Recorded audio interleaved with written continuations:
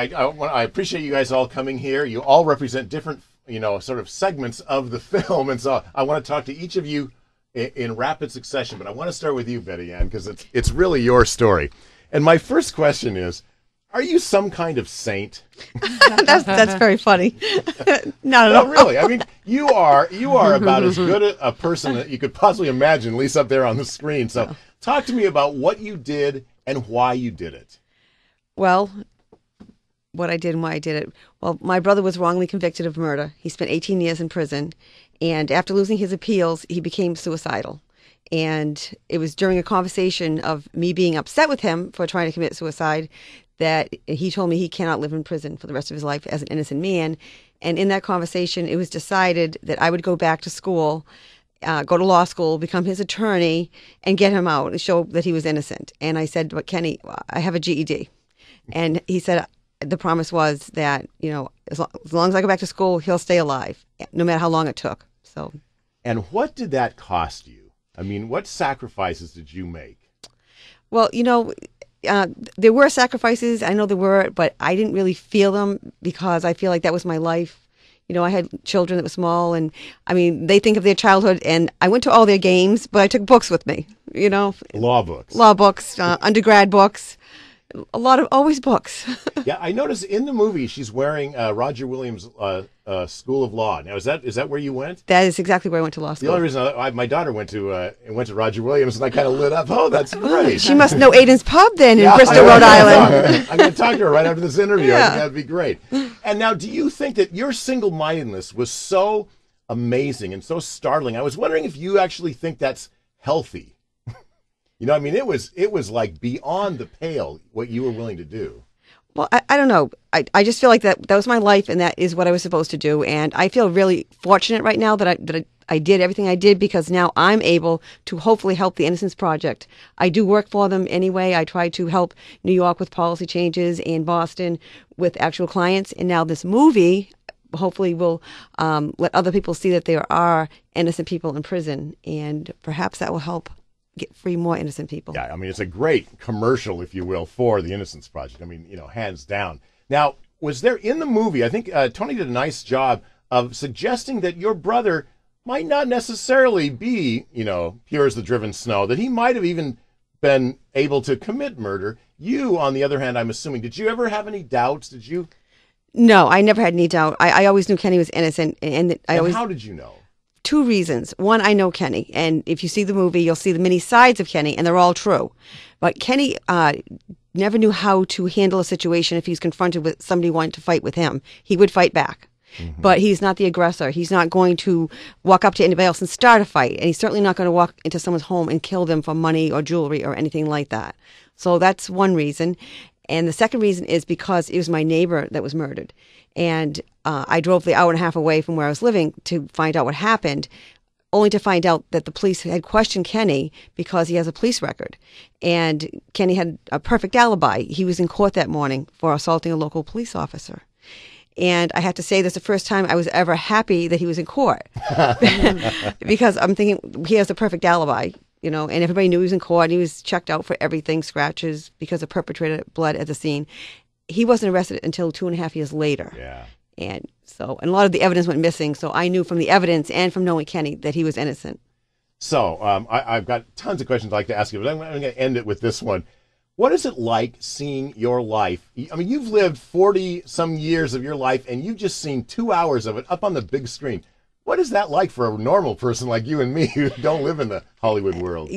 I use the word surreal, but I can't think of a better word. It's unbelievable to see it, to see the actors and the jobs that they did, and they really portrayed everybody like those are the real people that I'm seeing up there. I'm seeing really my brother on the stage, and it's amazing. Hillary talks and walks like me. It's pretty amazing. Can you pinpoint any particular thing? There's the difference between our idea of you in the movie and your real life. Is there something that you just said, well, this is how the movie glamorized or somehow changed things?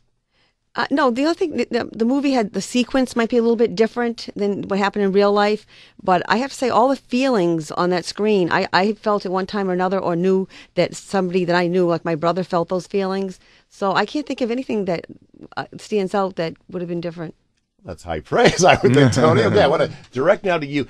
You've got this great story, this great cast. I mean, just, down the line. That's the thing. We got Julia Lewis. You're barely in the movie, but you make such a strong impression. It's like this ideal setting. But the thing that I always find fascinating and maybe as much a script writer's point of view as a director, but this idea that you have to take a 40 years of life, turn into 2 hours. I'm always interested in what you leave in and what you take out. And I've got to say, I was stunned when I was reading the production notes that Kenny, who we had been living with, hoping he gets free, dies 6 months after his freedom.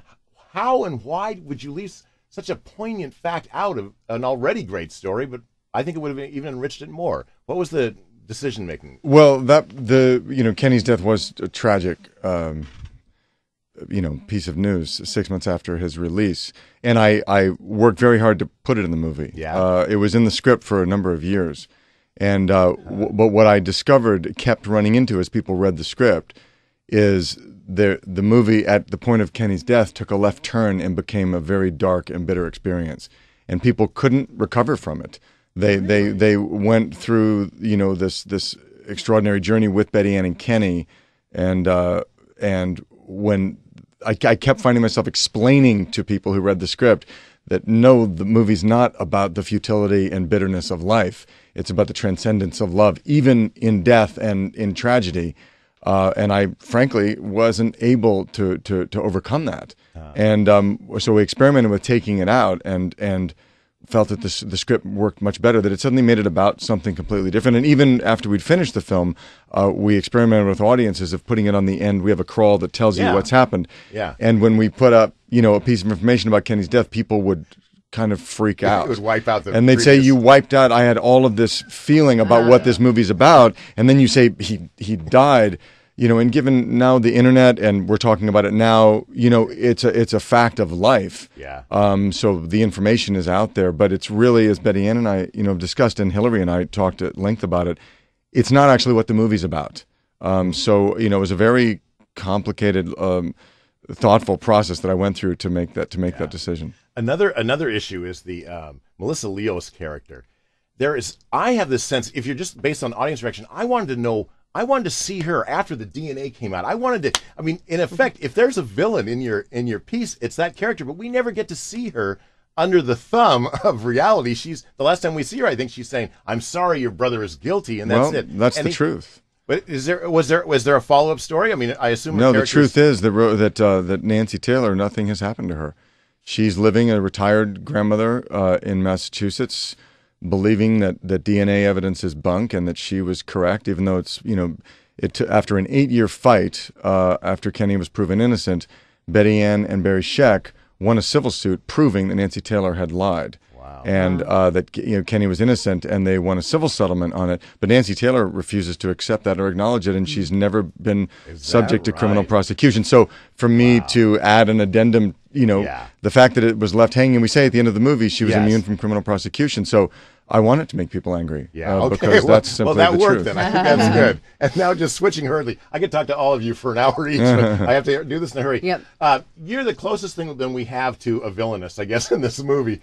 It's such an amazing role, and the thing I liked best about it was, and I don't know if you'll agree with this, but you have the best vocabulary in that movie, and even though the story is a very somber movie, it's inspirational, but the subject matter is so serious, and your role is kind of unfortunate, I guess. Yeah. But you provide a kind of comic relief. At least that's the way I felt about that. And I was just wondering if how did you play it? Because man, you were just on the mark. I think it's people are in the comfort of a movie theater, so it's safe to laugh at delusion. You're watching a delusional person, So I never intended it to be comical. Yeah. But she is funny in spite of herself in this sense. I must say, all the vocabulary, the misuse of phrases, that's all her. Her dialogue is all taken from from transcripts of interviews that she gave that were put together. So that's the way she spoke. And for me, it was amazingly informative, and to just sort of bounce around in her head, going through different stories that she would tell, from feeling remorseful to feeling vengeful to Nancy Taylor. And then at the end, you find what she's really about, which is self-preservation. And am I going to get in trouble? Because that's what I care about. But for me, this was a role of a lifetime. I don't care how small it was, because I've never transformed so completely on camera.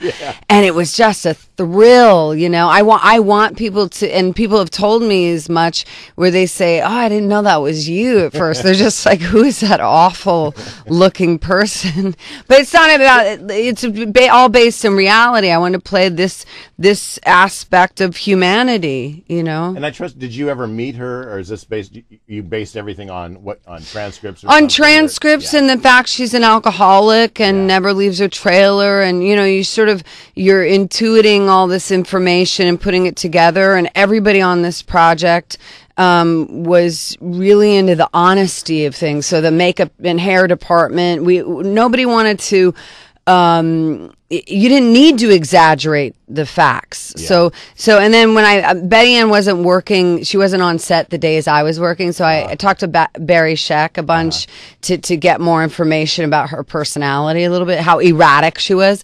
And then at the end, when I met Betty Ann, I said, can I just tell you, because I want to make sure, did we take creative license visually? Because I know as an actor, I wanted to look as far away from myself as possible. And I said, was she really that much of a mess and stuff? And she said, worse. So I said, okay. Yeah, that's great. And can you defend your character? I mean, usually actors tell me that no matter how dark the character, you have to sort of get inside not judge, them and justify themselves. Absolutely, when you're playing the person. But and how did you get there? It's just my natural curiosity since I was little in acting, where you wonder what makes that kind of person tick, and you want to get inside their skin. I'm very physical, so for me it was just, what does that feel like, just to be even drinking every day for 10 years or whatever. But I was going to say, Benny, it's unfortunate because she's a destructive person. You know, she's not evil to the core, but she destroyed lives, and that's the fact of it. So I, as Juliet, know this information. Yeah. Yeah, and you were railroad. Yeah, good for you. Okay, listen, we got to rush across this.